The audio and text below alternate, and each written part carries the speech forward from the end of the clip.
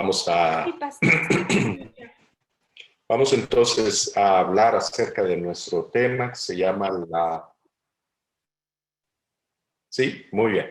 Vamos a comenzar con nuestro tema que se llama la confrontación final. Llevamos unos meses hablando acerca del carácter de Dios.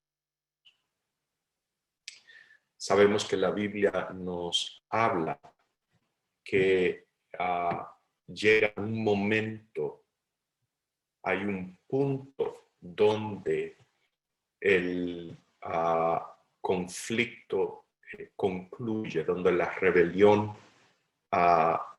concluye, donde el mal deja de seguir hiriendo la creación de Dios, el cosmos, el universo, la tierra, que es parte de ese cosmos. Y la pregunta es, ¿cómo concluye, cómo termina el conflicto?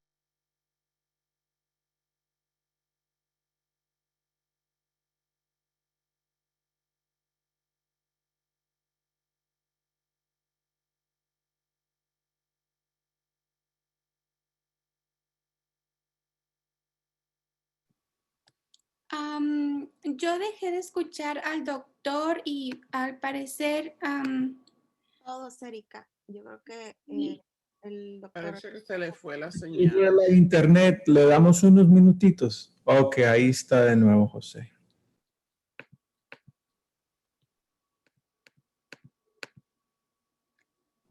José, creo que estás en mudo, no te escuchamos.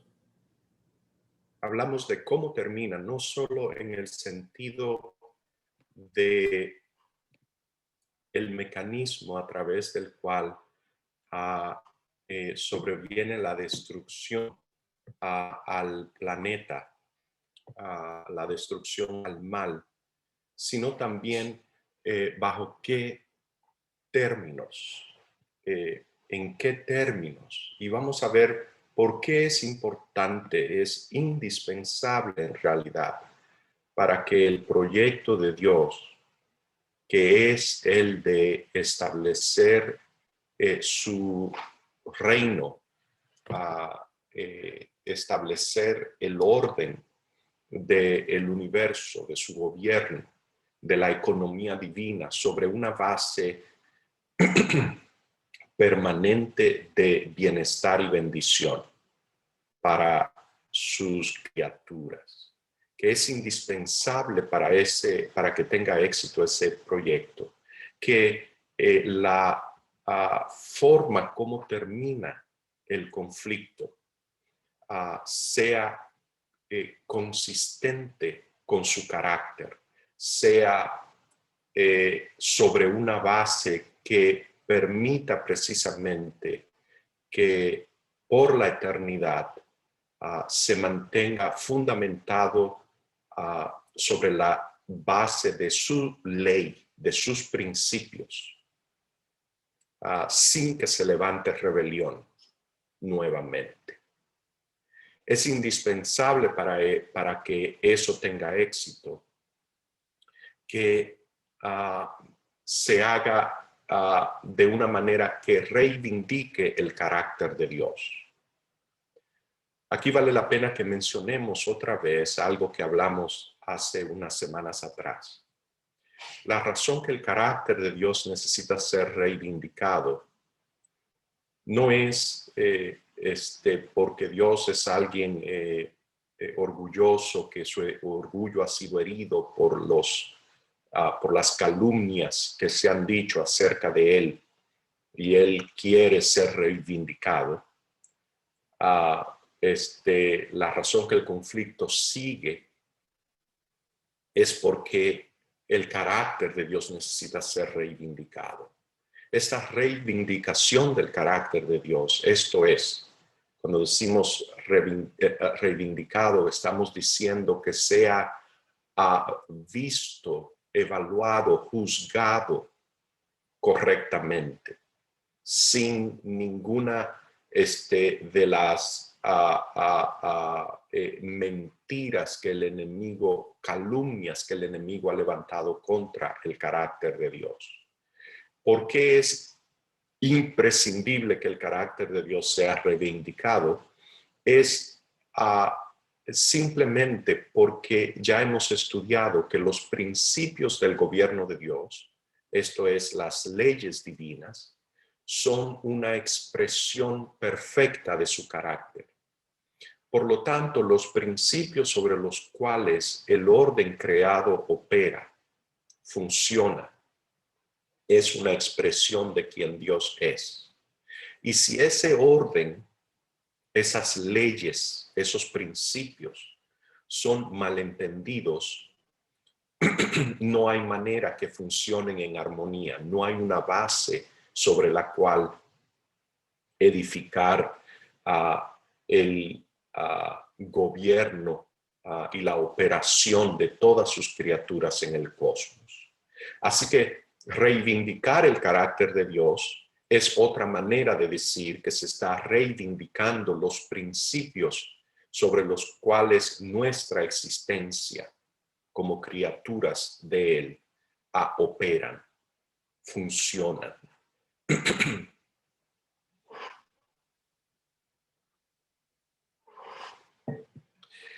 Para que nos ubiquemos en el reloj de tiempo que estamos hablando, vamos a ir al libro de Apocalipsis, capítulo 20. La Biblia nos habla que después de la segunda venida de Jesús, ya hemos visto quién es el agente destructor en las 7 últimas plagas, los eventos que ocurren antes de la segunda venida de Jesús. Vimos que el libro de Apocalipsis lo identifica por nombre y apellido. Es el destructor, la serpiente antigua, el dragón que se llama Diablo y Satanás. Él es la operación de sus principios de gobierno o ausencia de esos principios, de los principios del amor. En otras palabras, principios del egoísmo, de buscar lo mío. Eso es lo que produce las catástrofes ecológicas y de otra índole. Son las pasiones humanas y la destrucción que ellas causan en el aire, en el agua, que hacen imposible la vida.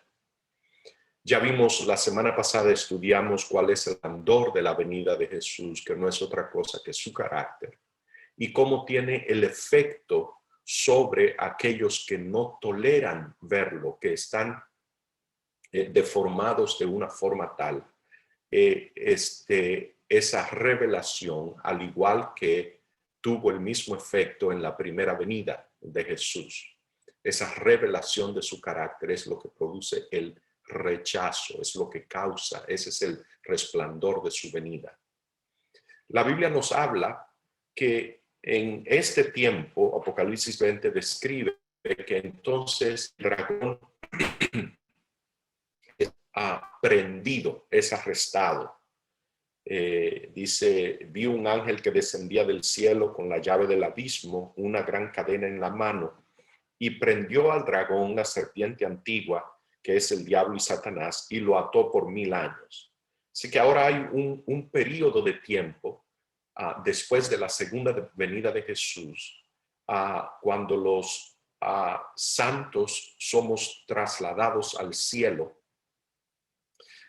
y los malos fueron consumidos por el resplandor de su venida, no toleraron la revelación perfecta del carácter de Dios, la angustia que Jesús experimentó desde el Getsemaní hasta la cruz y que causó su muerte, produce esa muerte en ellos. Es la ausencia de la gracia salvadora de Dios. Ellos se ven a sí mismos como son y entonces mueren, anhelan la muerte y la consiguen y mueren, confirmando así lo que la Biblia nos dice, que el pecado destruye.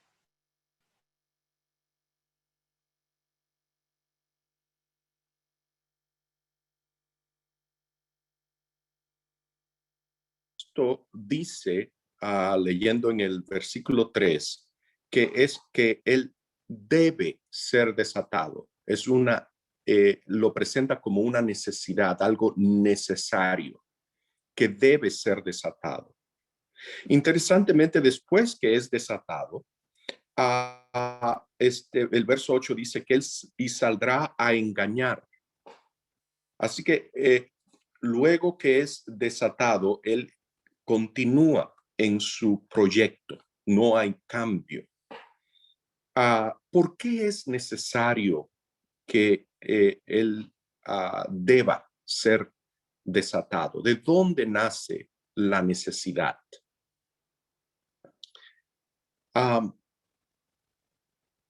Podemos responder preliminarmente esta pregunta.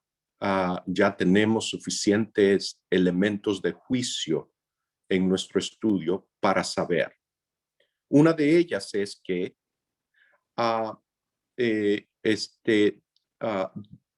Dios no destruye, no mata a nadie. Y nunca va a matar a nadie. Nunca lo ha hecho, nunca lo hará. Por lo tanto, toda muerte que ocurre como resultado de este conflicto no es de agencia divina. No es Dios que la causa, no es Dios que la produce, directa o indirectamente. En ninguna forma está envuelto. Por lo tanto, y sabemos también que esta prisión es una prisión de su propia hechura. La razón que no hay ningún ser humano vivo es por la deformación que el pecado causó sobre ellos. Eso es lo que representa la prisión de Satanás. Es que no hay ningún ser humano vivo, es porque la deformación de su carácter los hizo que no pudiesen sobrevivir la manifestación de la perfección del carácter de Dios. No tomaron ventaja de la provisión que Dios hizo y que los santos que son trasladados sí tomaron ventaja de ella, de desarrollar un carácter que los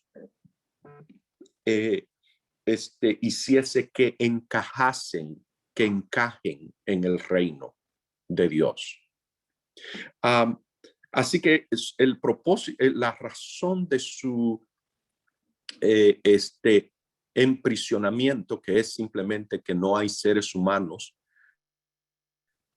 vivos, es su emprisionamiento en primer lugar, y la existencia del abismo, quien lo abre es él mismo. El texto me lo dice. Así que Satanás simplemente se encuentra en una posición que él mismo creó, que es producto de su rebelión. No es un castigo divino este aprisionamiento. Y debe ser liberado simplemente porque cuando bueno, vamos a seguir leyendo el texto. Cuando Jesús regresa a la tierra con la ciudad santa y con los santos que fueron trasladados en su segunda venida, esta gente resucita. Y hay que hacer la pregunta, ¿por qué resucitan? ¿Para qué resucitan?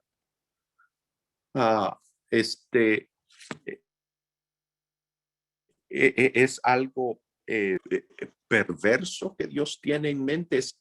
¿Cuál es el punto? ¿Por qué alargar la cosa? O sea, ¿por qué seguir batiendo el fango? Preguntaría alguien. Si el punto final, si el propósito es que Dios va a venir a matarlos, a ejecutar sus juicios sobre ellos. Si vemos lo inútil, lo cruel que sería esa resurrección, si los está resucitando simplemente para destruirlos. Eso, ¿cómo se llama? Presentaría una perversidad de carácter. Tú vas a resucitar a alguien simplemente para quemarlo vivo, para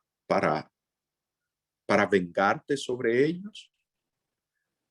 Si ese es el propósito, tenemos que hacernos esa pregunta.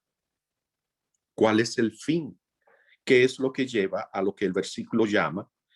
Dice que cuando el dragón es suelto de su prisión, dice, y saldrá a engañar a las naciones que están en los 4 ángulos de la tierra, a Gog y a Magog, a fin de reunirlos para la batalla, el número de los cuales es como la arena del mar.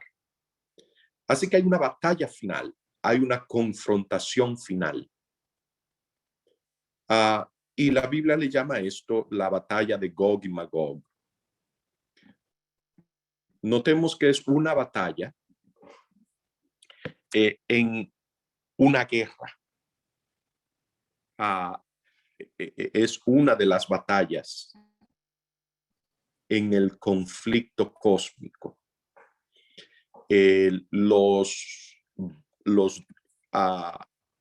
asuntos envueltos en esta batalla, por lo tanto, son los mismos asuntos envueltos en la guerra vista en su totalidad. Y la guerra, el conflicto cósmico, es acerca del carácter de Dios.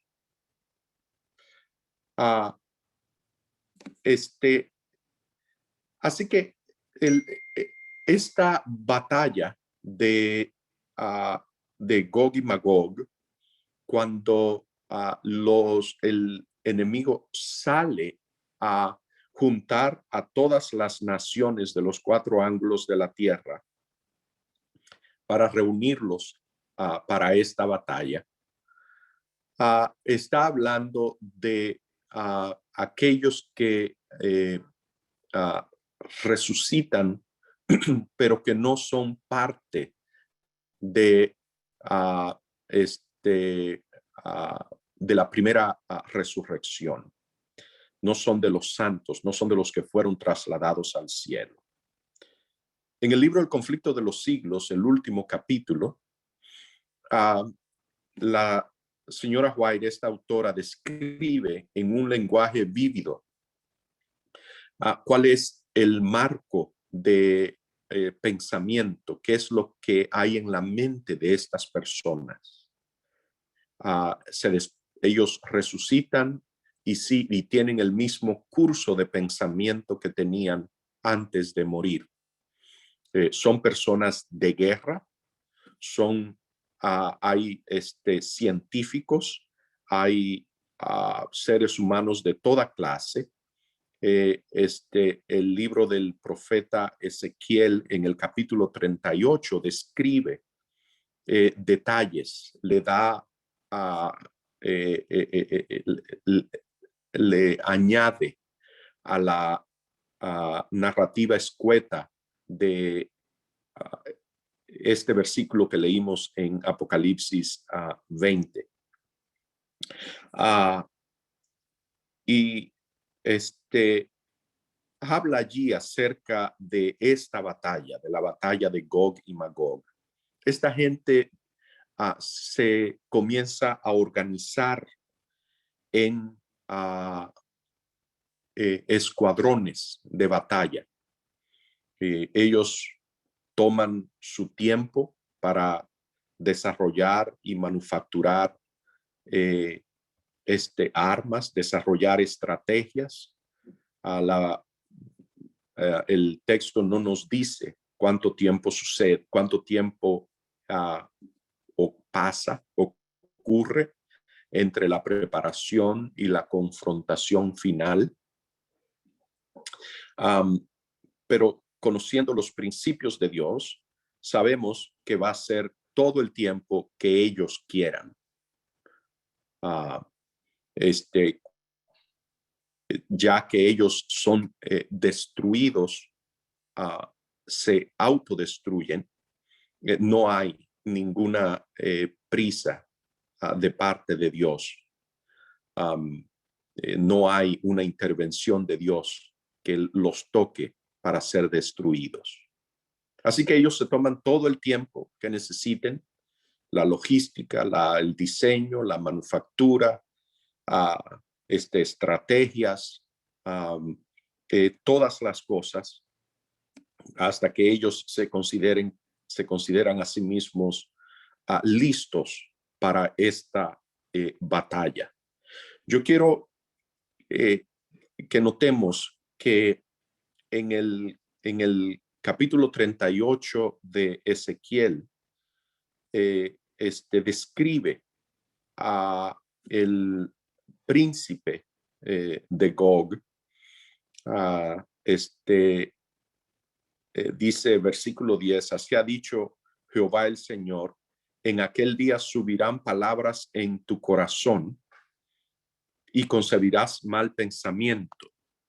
El lenguaje aquí es exactamente el mismo lenguaje que usa el profeta Isaías en Isaías 14:13. Tú que decías en tu corazón, subiré al cielo, en lo alto, junto a las estrellas de Dios levantaré mi trono, en el monte del testimonio me sentaré, a los lados del norte.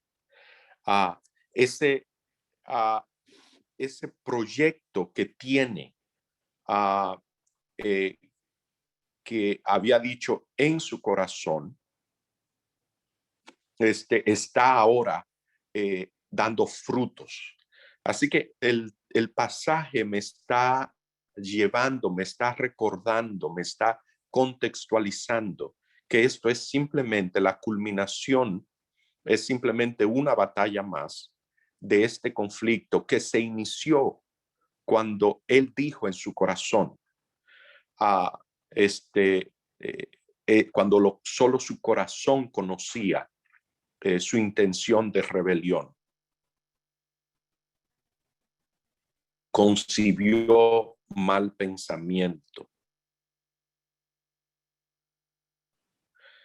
Y entonces me dice, salen los que están en ella, y dirás, subiré contra una tierra indefensa. Es verdad que es indefensa, no hay armas allí. Iré contra gentes, la gente que está allí adentro tienen el carácter de que esta no es gente de guerra, no son guerreros, que habitan confiadamente, todas ellas a los impuertas. La razón que sí, porque esta es gente que ha sido salvada de espada, hace que usa el versículo 8. Espada no quiere decir que fueron rescatados de ser destruidos por espada. Sabemos que todo lo contrario, los mártires de la iglesia es que no fueron salvados de espada. Salvado de espada es decir que fueron salvados de la idea de principio de la espada, que la saque, el uso de la sirve en este. Eso es lo que quiere decir que esta es gente salvada de espada. Por eso son gente indefensa, tranquila y confiada. No toman medidas de fuerza contra la fuerza. Desecharon la espada, fueron salvados de tomar la espada. Y dice que él viene con la idea, todavía estoy en Ezequiel 38, verso 12, para arrebatar despojos y para tomar botín. Viene para arrebatar. Esto nos trae de nuevo a la mente el testigo de Cristo. Filipenses 2 dice que él no arrebata y que nosotros tenemos que tener la mente de Cristo. Eso es lo que nos transforma para que encajemos en el reino de Dios. Dice, haya pues en vosotros esta misma manera de pensar, tengan ustedes la misma mente que hubo también en Cristo Jesús, el cual siendo en forma de Dios, no estimó el ser igual a Dios como cosa que arrebatar. En la Reina Valera dice aferrarse. La palabra griega allí es de poseer por la fuerza, de tomar posesión por la fuerza. Hay uno que quiere arrebatar, que quiere tomar posesión por la fuerza. Y el apóstol Pablo está haciendo el contraste aquí del príncipe de las huestes, que es Cristo, que no usa la fuerza, que no arrebata, que no quiere ser igual a Dios por arrebato. Al contrario, siendo igual a Dios, él se despoja, entrega, no se aferra. Que la implicación en este himno de Eclesiastés 2 es que hay otro que sí. Y aquí el texto del profeta Ezequiel me lo dice explícito, que él es el que arrebata, bien arrebatar. Ese es su trabajo. En versículo 3, sus secuaces, aquí están confabulados. Él dice, haz matar despojos. A eso viene. El versículo 15 dice, sí que vemos que este conflicto, esta batalla de Gog simplemente expresa los mismos temas en el desde hasta este momento, que es ya la confrontación final, porque es el mismo conflicto. Nosotros hoy, nuestras vidas son simplemente un capítulo más en este conflicto. Interesantemente, después que ellos planean minuciosamente estrategias, toda la logística para el diseño, manufactura de armas, para el sostenimiento de este numeroso ejército que son como la arena del mar, el entrenamiento de oficiales, el uso de armas específicas, todo minuciosamente planeado. Al final resulta que no hay guerra, no hay batalla. Vienen a arremeter contra la ciudad, pero no hay guerra. No se da la batalla. ¿Por qué no hay batalla?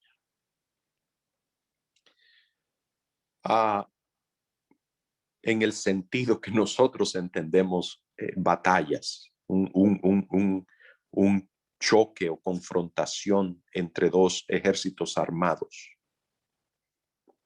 No hay batalla porque recordemos que esta gente, Dios y su ejército, no usan la fuerza, no usan la espada. Esa es una razón final. Pero alguien que viene con la intención de destruirte y atacarte, para ¿qué es la pregunta? No se da la batalla, se aborta la batalla. La batalla se aborta porque ocurre lo que el capítulo 20 de Apocalipsis llama el juicio final.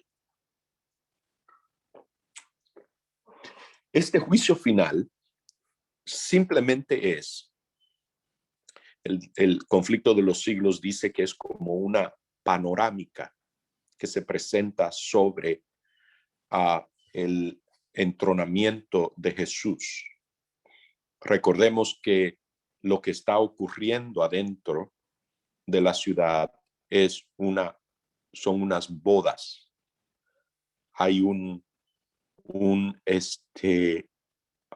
una ceremonia celebrando el amor, una relación íntima de Jesús con su iglesia, con los suyos, con los santos, basada en el amor. Mientras que afuera está operando el principio opuesto. Esta panorámica que se presenta simplemente son testigos que Dios trae. Cada persona va a ver desde el principio, el inicio del conflicto, esto que hemos hablado hasta ahora. Van a ver su papel en este conflicto. Van a ver el testimonio, revelaciones de los principios de la justicia de Dios y de su carácter. Van a ver cómo comenzó la rebelión en el cielo, cómo Dios manejó esa rebelión en el cielo. Van a ver el testimonio. Es una línea de testigos que testifica. Van a ver el testimonio de la tentación y la caída de la raza humana en el Edén. Van a ver el testimonio de el curso de cómo Dios transactúa con los seres humanos a través de todas las edades hasta su primera venida en Belén. Van a ver el testimonio de la vida de Jesús, de la revelación perfecta de su carácter, carácter de Dios, enseñanzas de su, testificó, dio evidencia de cómo Dios es. Van a ver la cruz en su luz correcta y van a ver finalmente el testimonio de los santos, de los que fueron trasladados vivos durante el tiempo de angustia de Jacob. Y van a ver exactamente el papel de ellos en este conflicto. Y entonces viene el juicio. Cuando ellos tienen todo este testimonio, toda esta evidencia que se presenta delante de esta vasta multitud, a medida que ellos avanzan contra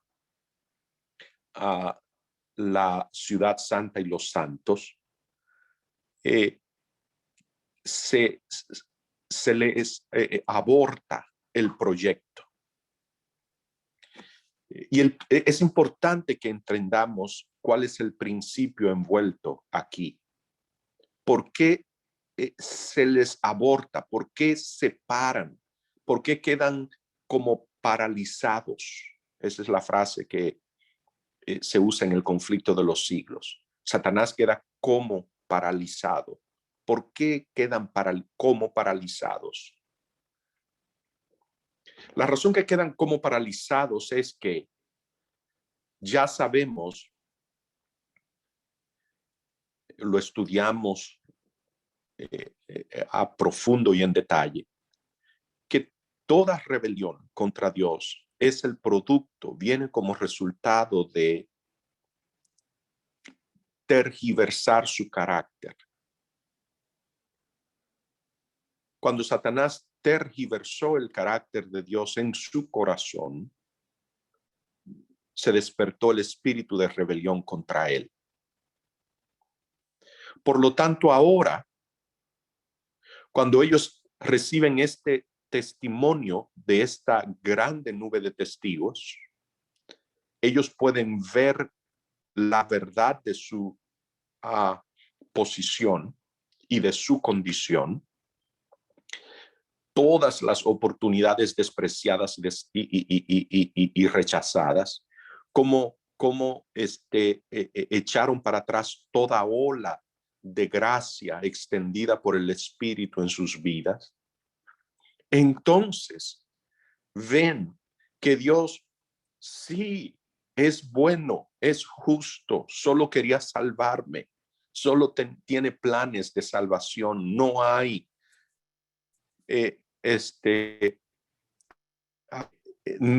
nada.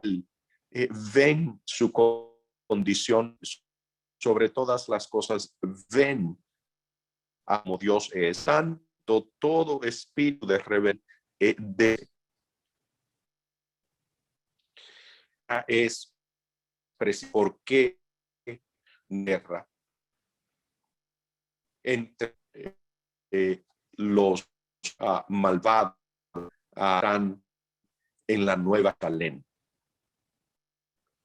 ¿En qué consiste este juicio? Yo quiero que leo que está en de todas las gentes, capítulo 5, es el último párrafo.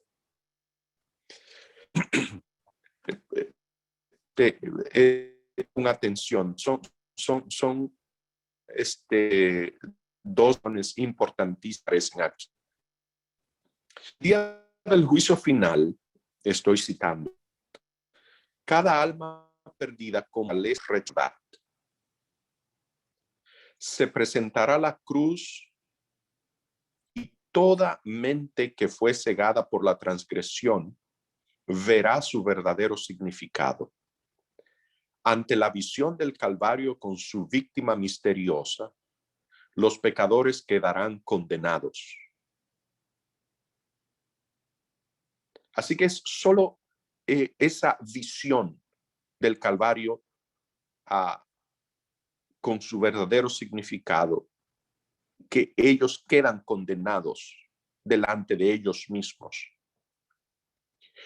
Toda excusa misteriosa, continúo, quedará anulada. Toda excusa mentirosa quedará anulada. La apostasía humana aparecerá en su odioso carácter. Los hombres verán lo que fue su elección. Toda cuestión de verdad y error en la larga controversia quedará entonces aclarada. Atención a lo que dice ahora, por favor. Mucha atención. A juicio del universo, Dios quedará libre de toda culpa por la existencia o continuación del mal. Se demostrará que los decretos divinos no son accesorios al pecado. No había defecto en el gobierno de Dios ni causa de desafecto. Entonces, ¿quién es el que queda libre?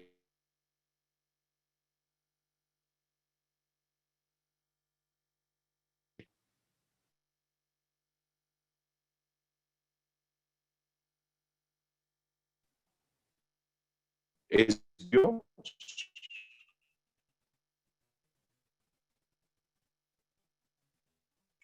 Su ley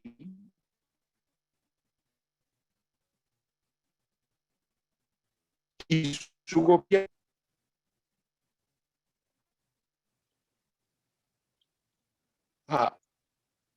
Cuando los pensamientos de todos los corazones sean revelados, sigo leyendo, tanto los leales como los rebeldes se unirán para declarar: justos y verdaderos son tus caminos, Rey de los santos. Está citando Apocalipsis 15, 3 y 4. ¿Quién no te temerá, oh Señor, y engrandecerá tu nombre? Porque tus juicios son manifiestos. Así que ellos mismos se condenan a ellos y ellos mismos dejan libre a Dios de toda culpa. La ley divina queda reivindicada y el gobierno de Dios también. Entonces, en ese momento, me dice, continúa describiéndome el profeta Ezequiel.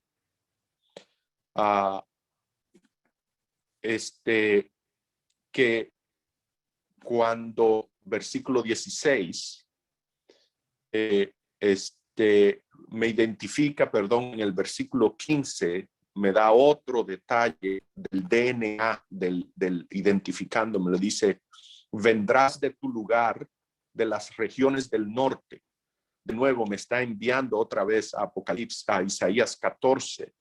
Tú que decías en tu corazón, subiré al cielo a lo alto junto a las estrellas de Dios, levantaré mi trono en el monte del testimonio, me estaré a los lados del norte. Es exactamente el mismo lugar, y de allí es que viene, es esa misma idea, la idea de arrebatar por la fuerza, de tomar y de tergiversar el carácter de Dios para lograr ese fin. Y entonces va a ocurrir lo que el profeta Ezequiel llama, dice, cuando sea santificado en ti, oh Gog, delante de sus ojos. Es esa reivindicación, esa santificación de Dios ante de ti, lo que los paraliza.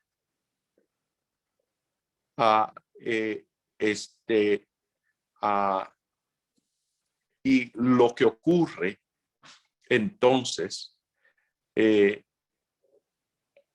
después de que ellos hacen este juicio sobre ellos mismos y sobre Dios, ocurre lo que ocurre siguiente, aparece en el versículo 21. Y en todos mis montes llamaré contra él la espada, dice Jehová el Señor. La espada de cada cual será contra su mano.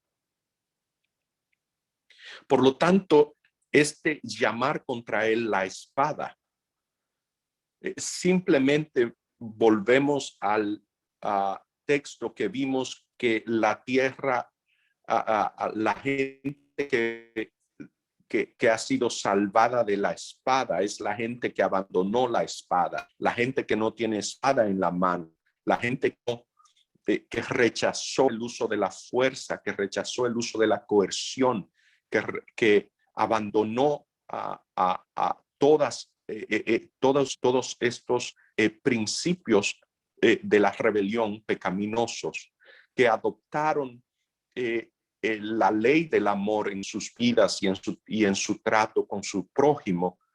No tienen vulnerabilidad de tomar espada para usar la violencia. No es una opción para ellos. No la traen en el maletín, no la tienen guardada en algún lugar para usarla si hay necesidad. Esta gente no. Esta gente trae la espada, trae las armas. Ese es el orden moral dentro del. Ahora que se ven, descubren la verdad, que han sido engañados en su frustración e ira, en su furor, entonces usan la espada a cada uno contra su hermano. Y así son destruidos los malos. Esta es la confrontación final,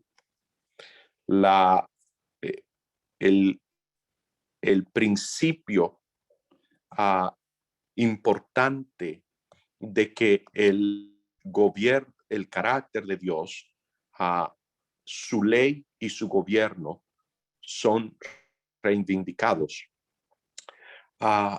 Es la base sobre la cual se edifica toda la buenaventura que sigue en la tierra nueva y garantiza que la rebelión no se levantará una segunda vez. También quedará claro que el pecado deforma de una manera que impide al que no se deshace el que no acepta la gracia de Dios para deshacerse de él en su vida, que le impide que encaje en el cielo, también se verá que es el pecado el que destruye, que es el operar dentro de ese orden de rebelión, lo que produce la destrucción. Y la justicia de Dios entonces será percibida exactamente como lo es, aquilatada en su verdadero valor. Vamos a tener una palabra de oración y si hay preguntas o comentarios, entonces las escuchamos. Amante Dios, gracias por este estudio, gracias por su palabra, gracias Dios por su espíritu. Yo le pido, Señor, que quite de nosotros toda escoria de pecado. Dios de amor, que la deformación del carácter, de nuestro carácter, que hagamos, como nos dice el apóstol Pablo, que no tomemos la forma de este siglo, no nos conformemos, sino, Señor, que seamos transformados por medio de la renovación de nuestro entendimiento. Que su espíritu opere esa transformación de forma tal que encajemos en su proyecto, que encajemos en el reino de los cielos. En el nombre de Jesús. Amén. Amén. Bien, es el tiempo. Si alguien, hay unos cortos minutos, si alguien quiere